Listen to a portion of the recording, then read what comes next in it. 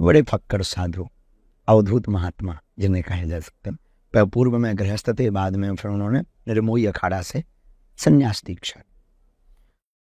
हनुमान जी की खूब, बागेश्वर हनुमान जी की कृपा, बड़े बड़े अधिकारी लोग उनके पास आते थे, साधारण परिवार, गांव के लोग सब आते थे, सबके ऊपर वो दया करते थे। उनके पास जो चेतना, शक्ति, पावर, विद्या, सिद्धि, आप जो भी उसको नाम दे दें, उसके माध्यम से वो लोगों का कल्याण। क्या सिद्धि आपने एक्सपीरियंस करी उनके जीवन में? उनके जीवन, हमारे पास तो ABCD नहीं है, वो तो Z तक के खिलाड़ी थे, बहुत अद्भुत महापुरुष थे। उनके पास ऐसी ऐसी चीजें थीं जिनको हम हमारी ऋषि परंपरा में, आचार्य परंपरा में, वेदों की परंपरा में हम लोगों ने सुना। बड़ी बड़ी, हमारे गांव के बगल में एक यज्ञ हुई, यज्ञ में रात का समय था, भंडारा सुबह शुरू करना था, लगभग 40-50 हज़ार लोगों का भंडारा। उस जमाने के बगल में एक राजनगर के पास में खला गांव, वहाँ की यज्ञ, घी कम पड़ गया।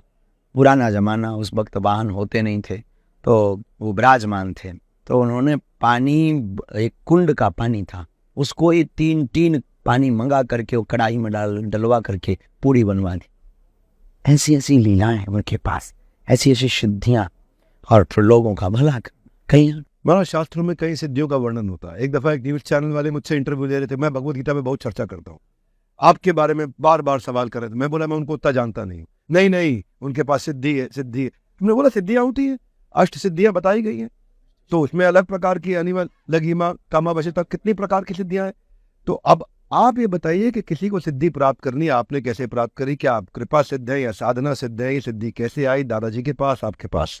गुरु ने हमारे ऊपर कृपा की, गुरु ने दृष्टि डाली, और शक्तिपात से कह सकते, गुरु ने शक्तिपात किया और काम, और गुरु की वाणी ही हमारे पास सिद्धि है। चूंकि हमारी परंपरा में ये है, हमारे वंश में एक न एक, चूंकि दादा गुरु जी के जो दादाजी थे वो सन्यासी बाबा थे, उन्होंने 1.25 करोड़, दादा के दादा सन्यासी बाबा, जो प्रथम पुजारी बागेश्वर धाम के, जिन्होंने हनुमान जी को प्रकट किया था अपनी साधना बल से, 1.25 करोड़ हनुमान चालीसा का पाठ किया था।